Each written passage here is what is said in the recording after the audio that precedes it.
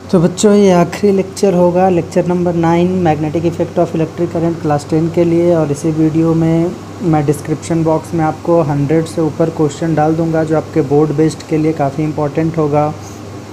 तो आप उन सभी क्वेश्चन को ज़रूर से ज़रूर पढ़ना, क्योंकि उससे ज़्यादा आपको कुछ नहीं आएगा।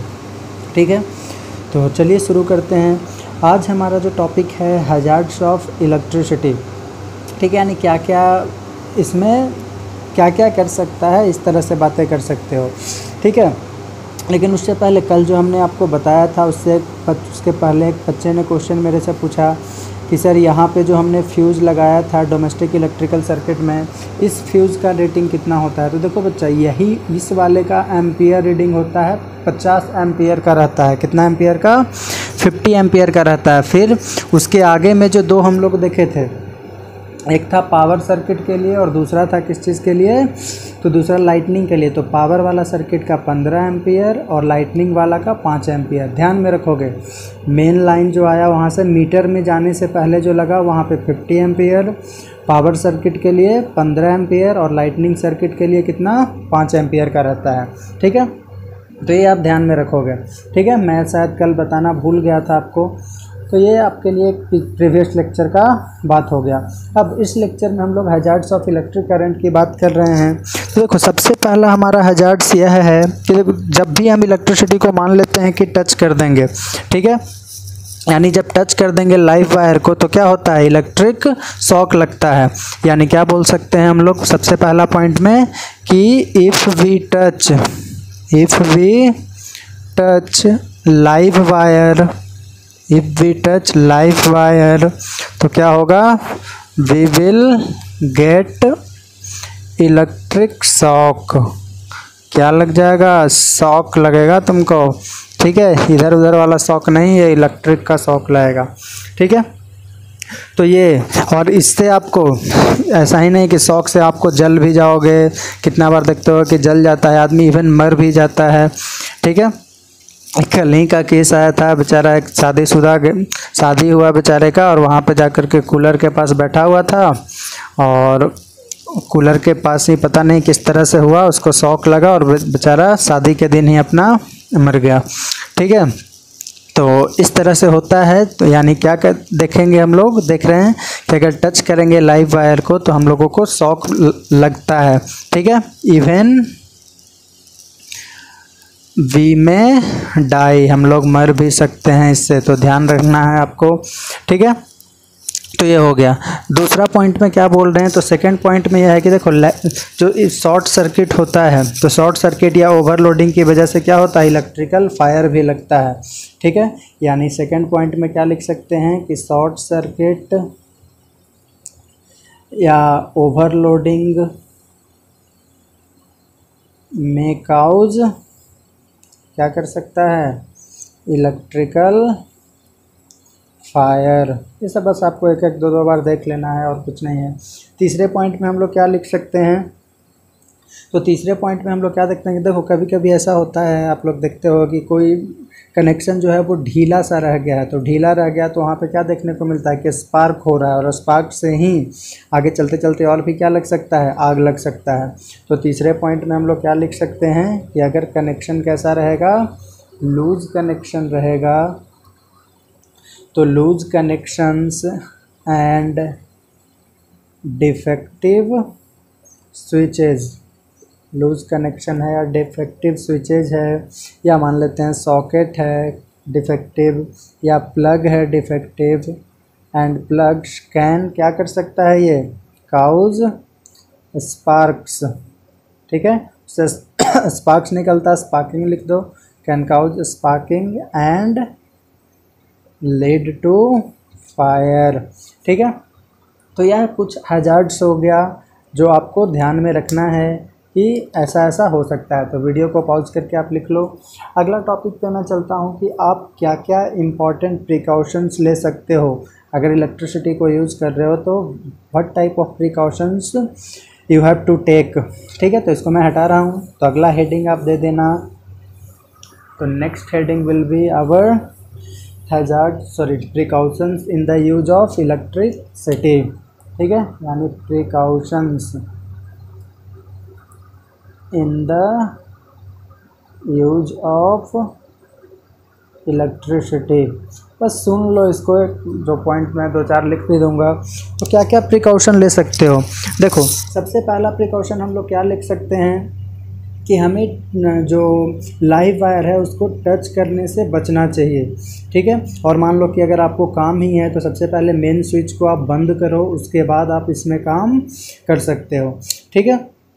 सेकेंड पॉइंट में, ये फर्स्ट पॉइंट में था कि आपको लाइव वायर से छूने से बचना चाहिए। और अगर छूना भी है, आपको कुछ काम करना है, डिफेक्ट हो गया है, तो सबसे पहले आपको क्या करना है कि मेन स्विच को आपको क्या कर देना है, यानी जहाँ से मेन इलेक्ट्रिकल सप्लाई जा रहा है वहाँ से सप्लाई को कट कर देना है, ठीक है।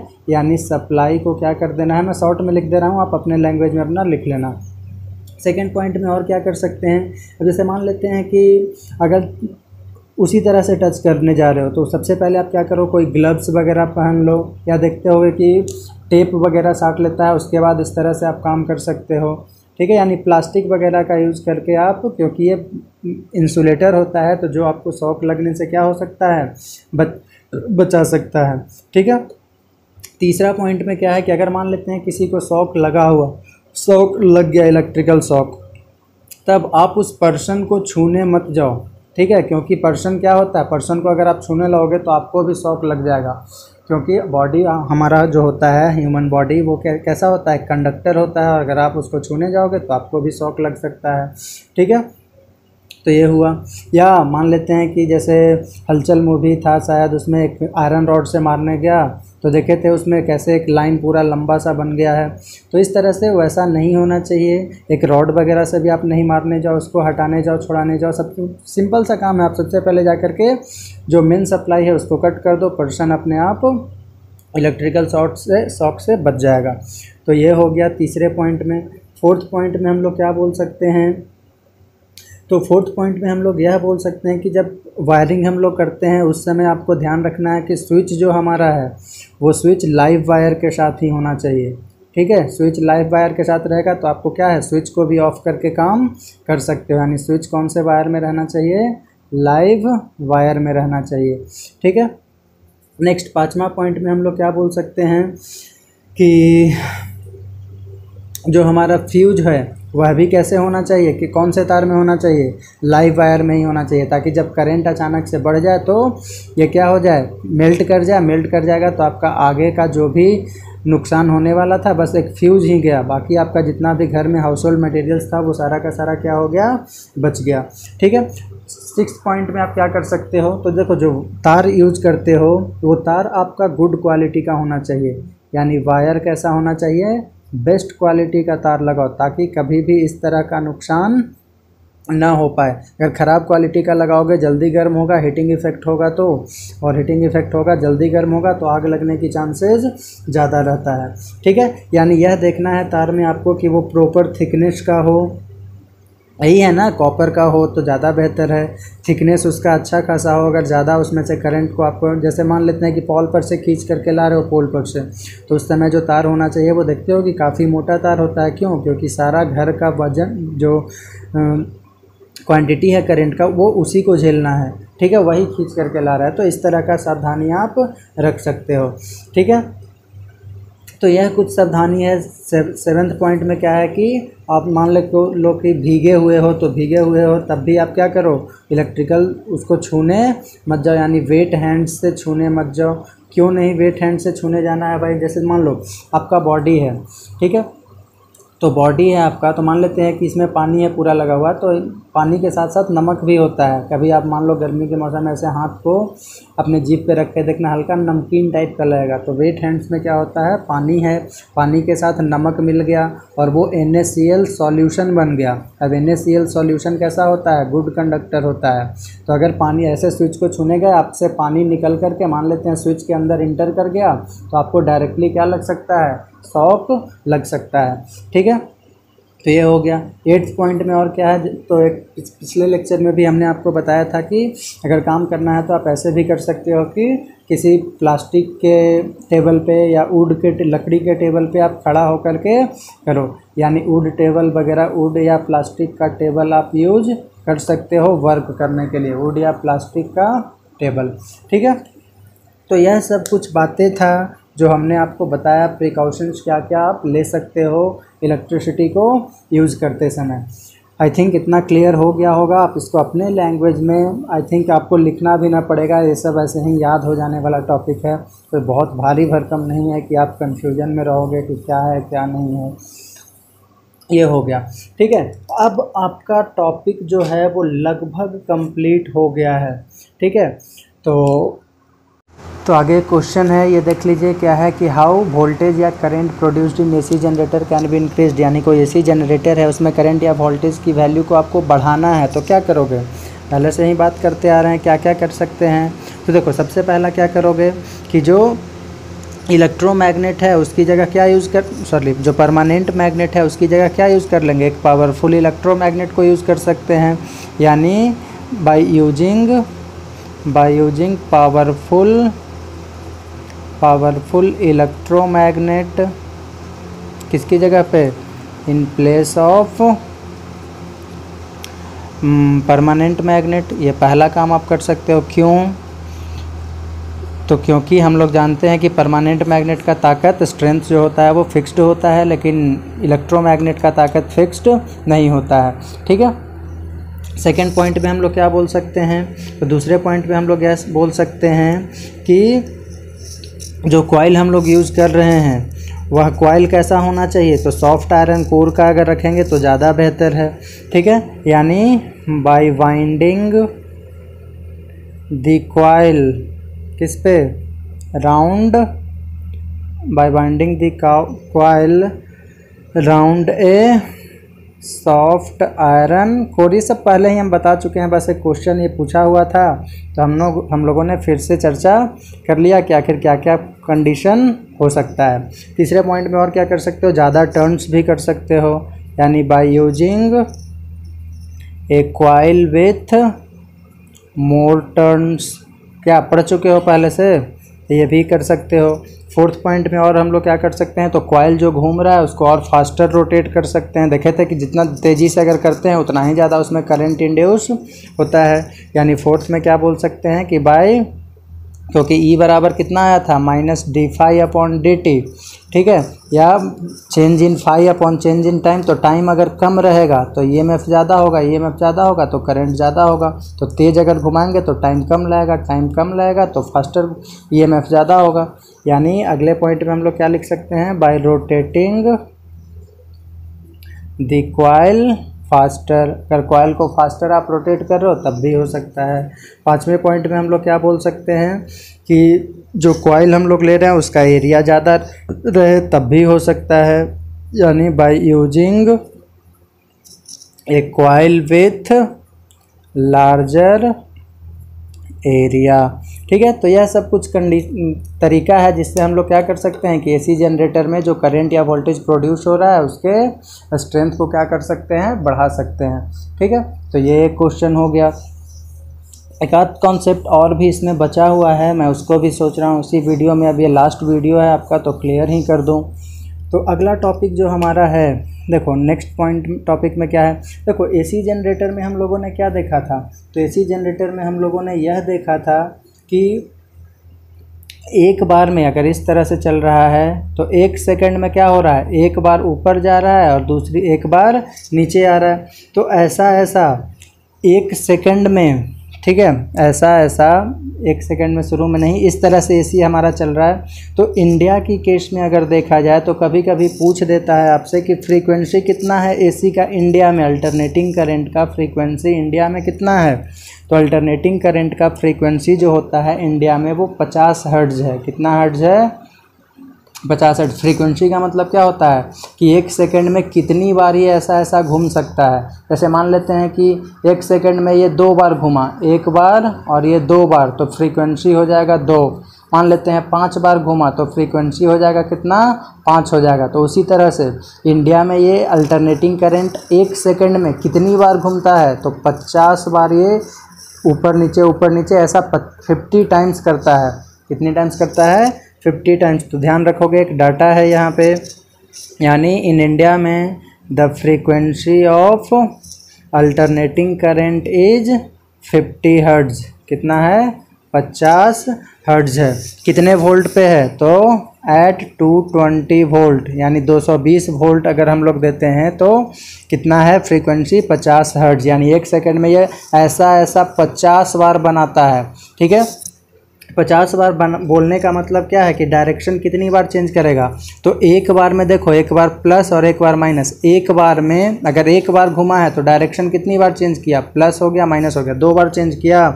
तो अगर एक रोटेशन में यानी फ्रीक्वेंसी 1 है तो डायरेक्शन 2 बार चेंज किया, तो हम लोग क्या बोल सकते हैं कि अगर 50 फ्रीक्वेंसी है तो डायरेक्शन हर 1 सेकंड में कितनी बार चेंज करेगा? 1 में 2 बार कर रहा है तो 50 में कितना? 100 टाइम्स।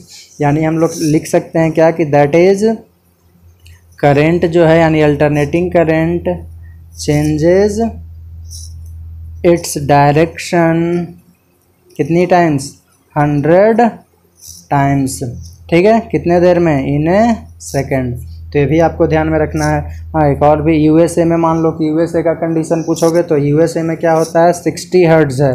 ठीक है, और कितने वोल्ट पे? तो 110 वोल्ट पे, मतलब कि 60 हर्ट्ज, यानी 60 बार वो, यानी उसका फ्रीक्वेंसी 60 है तो ऐसा 60 बार ये ऐसे करता है। और उसका डायरेक्शन वहाँ पे कितनी बार चेंज करता है? तो 120 टाइम्स हो जाएगा, जस्ट डबल कर देना। तो एक ये कॉन्सेप्ट हो गया। ठीक है, क्वेश्चन करके बता रहा हूँ, तो ये सेकंड क्वेश्चन हो गया आपका। अब तीसरे पॉइंट में हम आपको क्या बताने जा रहे हैं यहाँ पे? तो देखो, थर्ड पॉइंट में हमारा है कि if A charge particle is placed inside magnetic field, यानी एक मैग्नेटिक फील्ड का इस तरह से रीजन आपको दे रखा है और इसमें क्या रख दिया है? एक चार्ज पार्टिकल को रख दिया है, Q को। अब बोल रहा है कि इस पर कितना फोर्स लगेगा, तो फाइंड फोर्स। तो देखो, एक चार्ज पार्टिकल को जब हम लोग रखते हैं, ये बस आपको ध्यान में रखना है। ठीक है, तो कितना फोर्स लगेगा? तो देखो, सबसे पहले जो चार्ज पार्टिकल को हम लोग मान लो कि इस तरह से यहाँ पे फेंक दिए हैं, ऐसे लो, एक चार्ज पार्टिकल को ऐसे डाल दिए हैं। अब ये चल रहा है कितने वेलोसिटी से? तो मान लेते हैं कुछ v वेलोसिटी से ये चल रहा है। कितना वेलोसिटी से चल रहा है ये चार्ज पार्टिकल? v वेलोसिटी से। और मैग्नेटिक फील्ड के साथ ये मान लेते हैं कि जो एंगल बना रहा है वो एंगल मान लेते हैं कितना है? थीटा है। तो इसके बारे में क्या बोला जाता है कि जो फोर्स होता है वो डायरेक्टली कितना फोर्स लगेगा? आप सोच करके देखो, ये मैग्नेटिक फील्ड है तो जितना ज़्यादा मैग्नेटिक फील्ड होगा, सबसे पहला बात वही कि उतना ज़्यादा फोर्स लगेगा, यानी फोर्स डायरेक्टली प्रोपोर्शनल किस पे होता है? मैग्नेटिक फील्ड पे। दूसरा, अगर मान लेते हैं चार्ज की वैल्यू कम रहेगा, मिनिमम रहेगा, तो फोर्स नहीं लगेगा, मैक्सिमम रहेगा तो ज़्यादा फोर्स लगेगा उस पर। तो सेकेंड पॉइंट में क्या लिख सकते हैं? फोर्स डायरेक्टली प्रोपोर्शनल और किसका होता है? चार्ज का, Q का। तीसरा पॉइंट पे मान लेते हैं कि इसको छोड़ दिए ऐसे ही जा करके, यानी ऐसे ही हल्के, और एक दूसरा है कि तेज़ी से इसमें फेंक दिए, तो उस पर भी डिपेंड करता है। कैसे?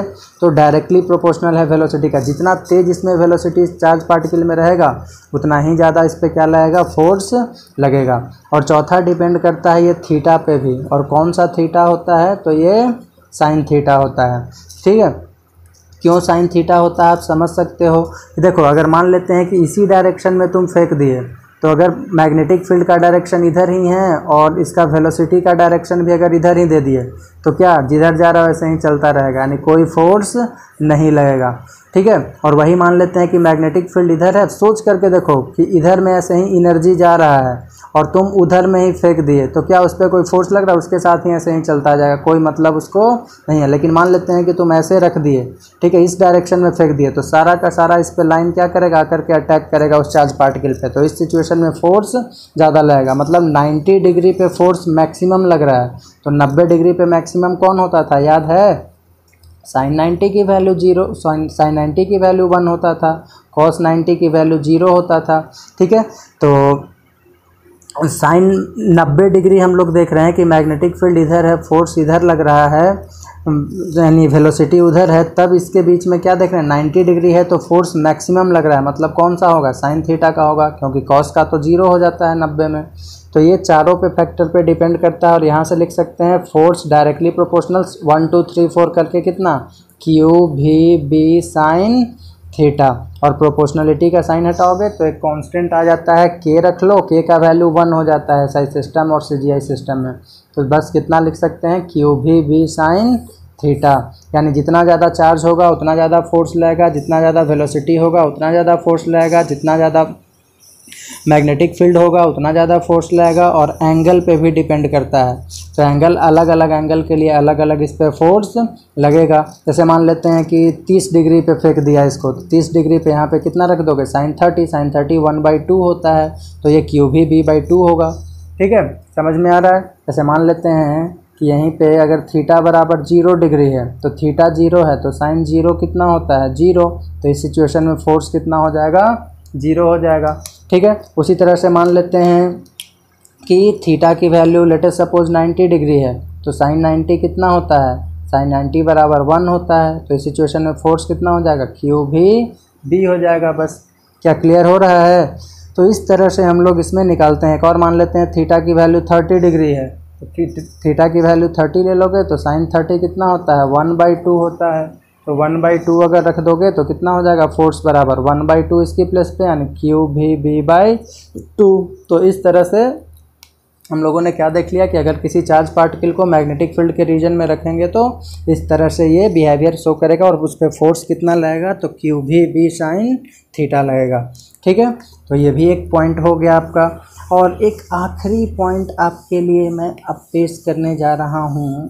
वो पॉइंट क्या है, तो देखो बहुत ही सिंपल सा पॉइंट आपके सामने है। आपको कभी कभी क्वेश्चन के फॉर्म में ही समझना, ये इस तरह से एक कॉइल दे दिया गया है, ठीक है, ऐसा, और इसमें मान लेते हैं कि हम लोगों ने कनेक्ट कर दिया है किसी बैटरी को, और यहाँ पे एक स्विच लगा दिए, ऐसे इस तरह से दिया हुआ है। ठीक है, और दूसरा पॉइंट में हम लोग क्या देख रहे हैं, तो सेकंड पॉइंट में है हमारे पास, दूसरे फिगर में हमारे पास क्या है, तो ये इस तरह से एक और कॉइल है, और यहाँ पे हम लोगों ने लगा दिया है क्या, गैल्वेनोमीटर को। अब गैल्वेनोमीटर आप जानते हो क्या शो करता है, डिफ्लेक्शन शो करता है। तो यहाँ पे एक गैल्वेनोमीटर को हम लोगों ने लगाया हुआ है। ठीक है, अब इसमें हम लोग बात करते हैं कि आखिर किस तरह से ये बिहेवियर को शो करता है। ठीक है, तो देखो सबसे पहले हमारे पास क्या है, तो एक कॉइल है, इसको कॉइल A मान सकते हो, इसको कॉइल B मान सकते हैं। ठीक है, अब दो कॉइल है हमारे पास, और दोनों कॉइल में हमारे पास क्या दिया हुआ है कि एक में बैटरी को कनेक्ट कर दे रहे हैं, जिसमें हम लोगों के पास क्या है, स्विच है, और दूसरे में क्या है कि गैल्वेनोमीटर लगा हुआ है। अब हम लोग करते क्या हैं, इसको चाहो तो आप सॉफ्ट आयरन कोर पे भी लगा सकते हो, या जो पूरा सीन है इस सीन को आप लोग किस पे लगा सकते हो, एक सॉफ्ट आयरन कोर है, इसके बीच में आप डाल दो। सॉरी, दूसरा मार्कर यूज कर ले रहा हूँ। एक मान लेता हूँ कि ये सॉफ्ट आयरन कोर है, और इस पर आपने दोनों साइड में एक कॉइल, मतलब एक सॉफ्ट आयरन कोर था, उस पर आपने कॉइल लगा दिया। बस ये वाला सीन है। ठीक है, इस तरह से। अब देखो जैसे ही हम लोग स्विच को ऑन करते हैं, तो स्विच को ऑन करेंगे तो क्या होगा, करंट का फ्लो होगा, करंट ऐसे जाएगा, और यहाँ से करंट इस तरह से ऐसे ऐसे ये करंट पास करेगा। और जब करंट ये इस तरह से पास करता है तो क्या होगा, ये सॉफ्ट आयरन कोर था, इसके ऊपर में कॉइल है, तो ये धीरे धीरे मैग्नेटाइज होगा। जब के की वैल्यू, यानी स्विच ऑफ था, स्विच होता है के से डिनोट करते हैं, तो स्विच जब ऑफ था तो क्या देख रहे हैं कि गैल्वेनोमीटर में नो डिफ्लेक्शन है, कोई भी डिफ्लेक्शन नहीं हो रहा है। समझना, इस एक्सपेरिमेंट है, ये एक तरह का एक्सपेरिमेंट है, पूछा गया था एक बार CBSE में, मैं इसको एक्सप्लेन करने की कोशिश कर रहा हूँ। अब के की वैल्यू मान लेते हैं ऑन कर दिया, यानी स्विच को क्या कर दिए, ऑन कर दिए, तो करंट पास होगा। अब जब करंट पास होगा तो क्या होगा, ये मैग्नेटाइज होगा धीरे धीरे। मैग्नेटाइज भी कैसे होगा, धीरे धीरे धीरे धीरे होते होते फिर पूरा फुल्ली मैग्नेटाइज हो जाएगा। तो हम लोग देखते क्या हैं कि जिस समय ये मैग्नेटाइज हो रहा था, जिस समय ये धीरे धीरे मैग्नेटाइज हो रहा था, उस समय हम लोगों को क्या देखने को मिलता है कि इसमें डिफ्लेक्शन है, बिल्कुल पास में रखा हुआ है इसके, तो ये इसमें डिफ्लेक्शन नज़र आया। ये मैग्नेटाइज हो रहा है और डिफ्लेक्शन किस में हो रहा है, इसमें हो रहा है। तो आखिर ऐसा क्यों हो गया भाई, तो देखो इसका कारण क्या है कि जब हम इसको ऑन किए और ये मैग्नेटाइज हुआ, तो शुरुआत में इसमें मैग्नेटिक फील्ड की वैल्यू कितना था, 0 था, क्योंकि करंट जब पास नहीं हो रहा है तो 0 था। करंट पास होना चालू हुआ तो क्या हुआ, इसका मैग्नेटिक फील्ड धीरे धीरे हम लोग क्या बोल सकते हैं कि वैरी करने लगा। मैग्नेटिक फील्ड क्या होने लगा, वैरी करने लगा। अब धीरे धीरे मैग्नेटिक फील्ड इसका बढ़ रहा है, इंक्रीज हो रहा है और एक समय जा कर के रुकेगा। तो जब तक मैग्नेटिक फील्ड रहेगा, मैग्नेटिक फील्ड को कैसे रिप्रेजेंट करते हो, मैग्नेटिक फील्ड लाइन से, मतलब मैग्नेटिक फील्ड लाइन से रहेगा। और मैग्नेटिक फील्ड लाइन से हम लोग क्या देखे थे कि अगर धीरे धीरे चेंज हो रहा है तो मैग्नेटिक फील्ड लाइन से अगर चेंज कर रहा है तो number of magnetic field lines को क्या बोलते थे, फ्लक्स। यानी क्या चेंज हो रहा है यहाँ पे, फ्लक्स चेंज हो रहा है। और फ्लक्स चेंज हो रहा है तो उसकी वजह से क्या होता है, ईएमएफ होता है। ठीक है, तो इस तरह से भी आप समझ सकते हो कि जब तक इसमें चेंज होता रहेगा, ठीक है, जैसे मान लेते हैं 0 से बढ़ कर के 1 हुआ, 2 हुआ, 3 हुआ और 4 हुआ, इस तरह से मान ले 4 मैक्सिमम हो गया। ठीक है, तो जब तक ये इंक्रीज होते रहेगा, वैरी करते रहेगा, वैल्यू बदलते रहेगा, तब तक इसमें हम लोग क्या देखते हैं कि डिफ्लेक्शन हो रहा है। ठीक है, और जब ये 4 पे जा कर के थोड़ी देर के बाद ये कांस्टेंट हो गया, इसमें स्ट्रेंथ इसका फिक्स्ड हो गया, तब हम लोग क्या देखते हैं कि डिफ्लेक्शन 0 हो गया। क्यों 0 हो गया, क्योंकि इस समय जब ये बिल्कुल इसमें स्ट्रेंथ जो है वो फिक्स हो गया, तब उसमें कोई चेंजिंग नहीं हो रहा, हमेशा 4 के 4 बना हुआ है। तो जब तक चेंज रहेगा तब तक इसमें डिफ्लेक्शन है। डिफ्लेक्शन का मतलब क्या है कि इसमें भी करंट फ्लो करेगा। डिफ्लेक्शन गैल्वेनोमीटर में है, मतलब क्या बोल सकते हैं कि इसमें भी करंट का फ्लो हो रहा है। ठीक है, तो यह वाला सीन होता है। यानी क्या बोले कि जब तक मैग्नेटिक फील्ड की वैल्यू वेरी करेगा तब तक हम लोग क्या देख रहे हैं कि इसमें गैल्वेनोमीटर में डिफ्लेक्शन है। गैल्वेनोमीटर में डिफ्लेक्शन है, इसका मतलब कि इसमें करंट फ्लो कर रहा है। अब थोड़ी देर के बाद जब मैग्नेटिक फील्ड की वैल्यू या मैग्नेटिक स्ट्रेंथ इस पूरे कॉइल ए का फिक्स्ड हो जाता है, जा कर के थोड़ी समय के बाद अपना जा कर के स्टेबल हो जाएगा। तो स्टेबल हो जाएगा मतलब वैरी नहीं कर रहा है, और वैरी नहीं कर रहा है तो इसमें डिफ्लेक्शन 0। अब मान लेते हैं कि फिर से स्विच को ऑफ कर दिए, तो फिर से जब स्विच को ऑफ करोगे तो क्या होगा, मैक्सिमम से 0 पे आएगा। तो जब मैक्सिमम से 0 पे आएगा तो उस समय भी क्या होगा, मैग्नेटिक फील्ड वैरी कर रहा है।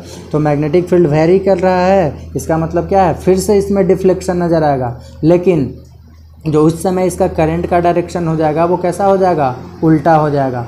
ठीक है, क्योंकि पहले 0 से ऊपर जा रहा था, अब 0 ऊपर से नीचे आ रहा है, यानी एक उल्टा काम कर रहा है। तो इसमें भी करंट का डायरेक्शन कैसा हो जाएगा, उल्टा हो जाएगा। तो यह एक एक्सपेरिमेंट था जो मैंने इंपॉर्टेंट समझा, पूछा हुआ भी है, तो मैंने आपको बताना उचित समझा। क्या देखिए, स्विच की अगर करंट फ्लो नहीं करेगा तो किसी तरह का कोई डिफ्लेक्शन नहीं, करंट की वैल्यू हम लोग इसमें फ्लो करवाना चालू कर दिए, तो क्या देख रहे हैं कि इस गैल्वेनोमीटर में डिफ्लेक्शन हो रहा है। तब तक कब तक हो रहा है, तो तब तक हो रहा है जब तक इसमें मैग्नेटिक फील्ड की वैल्यू मैक्सिमम ना हो जाए। और मैक्सिमम होने के बाद क्या देखते हैं कि ये बिल्कुल जब मैक्सिमम हो गया थोड़ी देर, तो उसके बाद वैरी नहीं कर रहा है। तो वैरी नहीं कर रहा है, इट मीन्स इसमें कोई डिफ्लेक्शन नहीं है। ठीक है, तो तब तक डिफ्लेक्शन रहेगा जब तक मैग्नेटिक फील्ड की वैल्यू इसमें क्या रहेगा, वैरी करता रहेगा। बदलता, दो सिचुएशन बताएं चेंज करने का, या तो 0 से मैक्सिमम पे जाए या मैक्सिमम से फिर से स्विच ऑफ करोगे तो 0 पे आए। यानी दोनों सिचुएशन में मैग्नेटिक फील्ड इसका वैरी करेगा, तो दोनों सिचुएशन में डिफ्लेक्शन होगा। अगर जाते समय यानी स्विच को ऑन किए हैं तो अगर करंट इस डायरेक्शन में जा रहा है, तो अगर ऑफ कर देंगे तो करंट का डायरेक्शन भी क्या हो जाएगा, जस्ट उल्टा हो जाएगा। ठीक है, तो ये बातें इसमें हो गया। अब ये जो पहला कॉइल था जो इंड्यूस कर रहा है, यानी क्या कह सकते हैं कि वैसा कॉइल जो विच काउजेज इंडक्शन, इसको हम लोग बोलते हैं प्राइमरी कॉइल। क्या बोलते हैं, प्राइमरी कॉइल। और दूसरे वाले को क्या बोलते हैं हम लोग, सेकेंडरी कॉइल। सेकेंडरी कॉइल बोलते हैं। ठीक है, तो प्राइमरी कॉइल क्या हो गया, तो वैसा कॉइल विच काउजेज इंडक्शन, यानी जो इंडक्शन को काउज कर रहा है, जिसकी वजह से ये हो रहा है, उसको हम लोग क्या बोलते हैं, प्राइमरी कॉइल बोलते हैं। ठीक है, और जिसमें ये हो रहा है, यानी इन विच करंट इज इंड्यूस्ड, किसमें करंट इंड्यूस हुआ है, तो बी में, तो जिसमें हो रहा है उसको सेकेंडरी, और जो कर रहा है उसको क्या बोलते हैं, प्राइमरी। तो ये एक लाइन में यहाँ पे बस लिख देता हूँ आपको, बाकी पूरे एक्सपेरिमेंट में जो जो मैंने आपको बताया पूरा खुद से लिखोगे। ठीक है, तो क्या बोलेंगे प्राइमरी कॉइल में, तो दोज कॉइल विच काउजेज क्या, इंडक्शन, जो इंडक्शन को का कारण बन रहा है, जो कर रहा है इस तरह से, उसको हम लोग क्या बोलते हैं, is called primary coil. PC short में लिख दे रहा हूँ। और सेकंड पॉइंट में हम लोग क्या लिख देंगे, तो सेकंड पॉइंट में यह लिख देंगे कि जिसमें करंट इंड्यूस हो रहा है, यानी the coil in which current is induced, is called, कौन सा कॉइल कहलाएगा, सेकेंडरी कॉइल। एक्सपेरिमेंट को आप खुद से लिखोगे तो बेहतर लिख पाओगे। जो जो मैंने आपको बताया उन सभी चीज़ों को लिख दो। क्यों डिफ्लेक्शन होते, कब तक डिफ्लेक्शन होगा, तो तब तक होगा जब तक मैग्नेटिक फील्ड वेरी करेगा एक लाइन में, ठीक है। अब मैग्नेटिक फील्ड वेरी कब करेगा, जब करंट को ऑन करेंगे तो धीरे धीरे मैग्नेटाइज होगा तो उस समय जीरो से मैक्सिमम पे पहुंचेगा, तो वेरी कर रहा है तो इसमें डिफ्लेक्शन होगा। फिर जाकर के बिल्कुल जीरो हो गया, मतलब जीरो नहीं, मैक्सिमम पे पहुंच गया तो शांत हो गया, वेरी नहीं कर रहा है, वेरिएशन जीरो हो गया। तो वेरिएशन जीरो हो गया तो इसमें जीरो हो जाएगा डिफ्लेक्शन। और जब मान लेते हैं कि स्विच को ऑफ कर देते हैं तो मैक्सिमम से जीरो पहुंचेगा, तो फिर बदल रहा है, 4 होगा, फिर 3 होगा, 2 होगा, 1 होगा, फिर जीरो आएगा, तो इस समय भी बदल रहा है तो इस समय भी डिफ्लेक्शन होगा।